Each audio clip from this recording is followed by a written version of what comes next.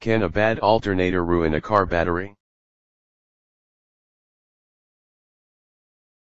With no battery in the circuit to act as a capacitor, the alternator can put out up to 50 or 60 volts, depending on engine RPMs.